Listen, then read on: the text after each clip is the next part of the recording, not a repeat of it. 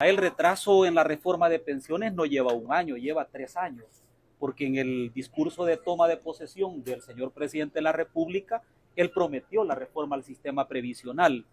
En ese sentido, todos los trabajadores estamos a la espera de ese proyecto de ley en el que nosotros como fracción de Alianza Republicana Nacionalista Arena hemos dicho que vamos a respaldar todo proyecto que contenga 3 elementos básicos. Uno, el que el fondo de pensiones no se destine para otro fin que no sea el incremento de las pensiones. 2, de que ese fondo se destine única y exclusivamente para poder financiar a las futuras y a las presentes generaciones que se vayan retirando.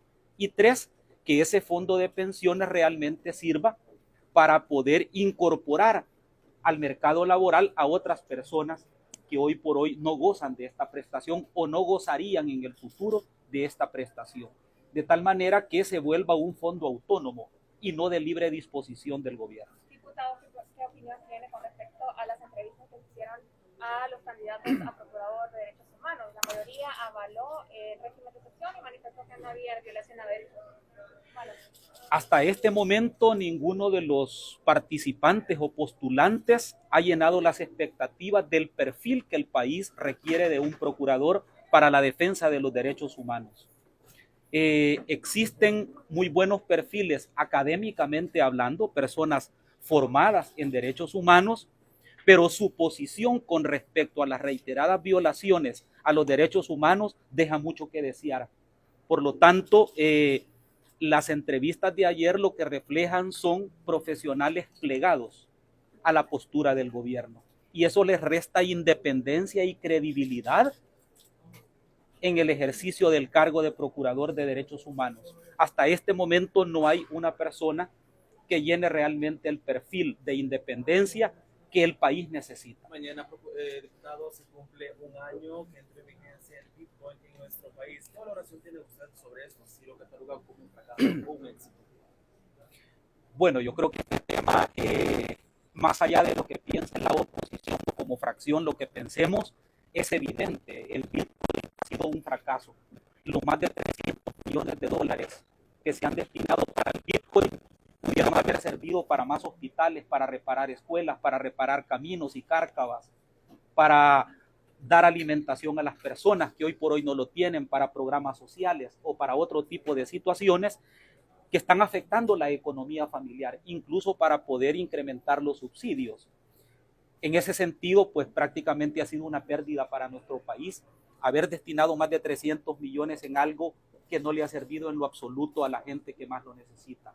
De hecho, esta mañana vamos a presentar un proyecto de reforma a la ley de ANDA que consiste básicamente en establecer a partir de la ley que todo cambio en los medidores, en los accesorios, válvulas y otro tipo de implementos para el suministro de agua potable sean absorbidos por ANDA.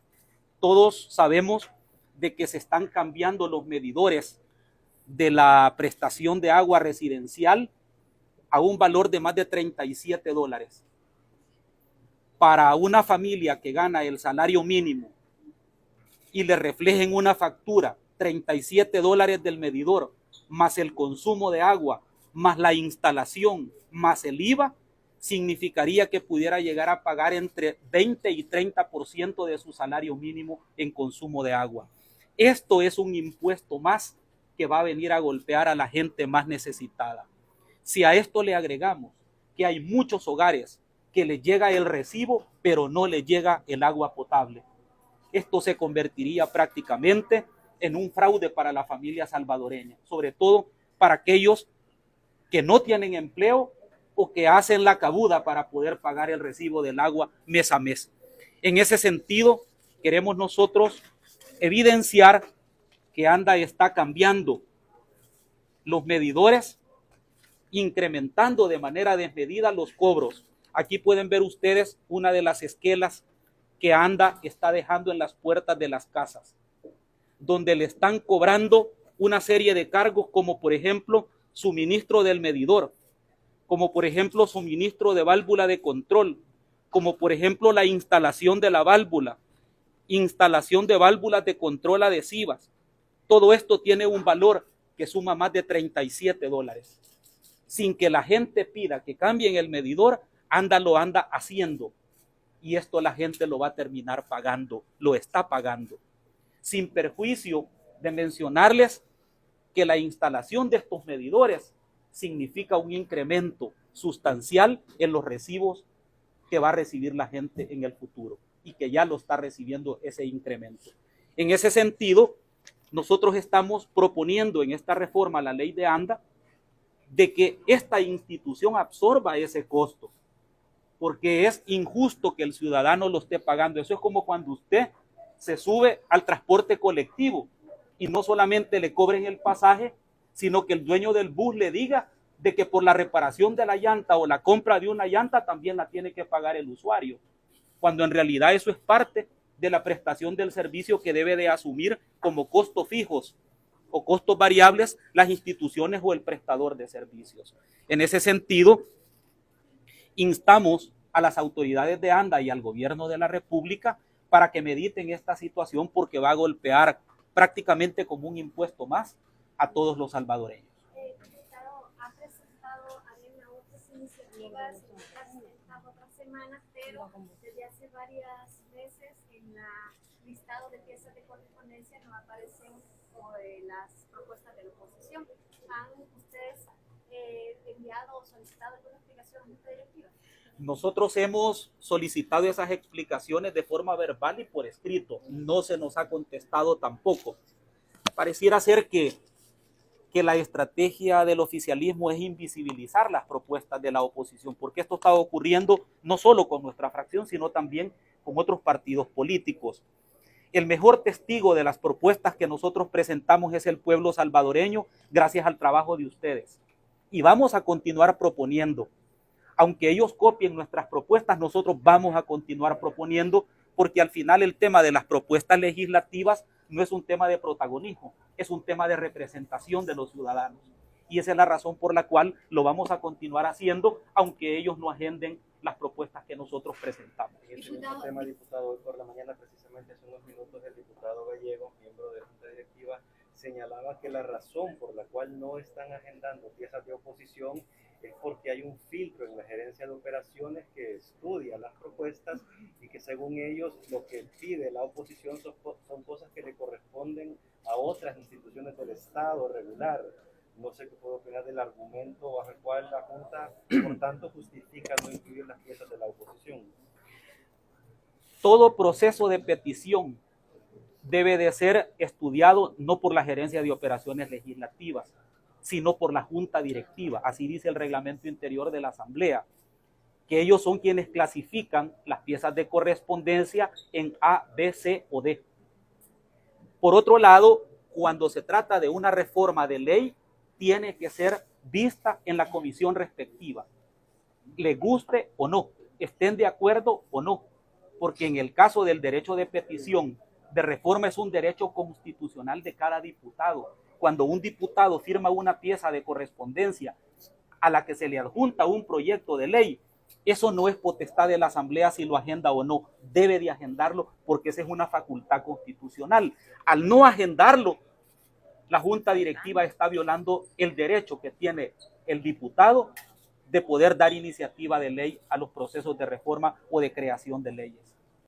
Por haber dado a conocer su postura, su crítica con respecto a un familiar del presidente de la República, pues nosotros creemos realmente que denunciar el mal manejo de fondos públicos o el abuso no puede ser constitutivo de delito.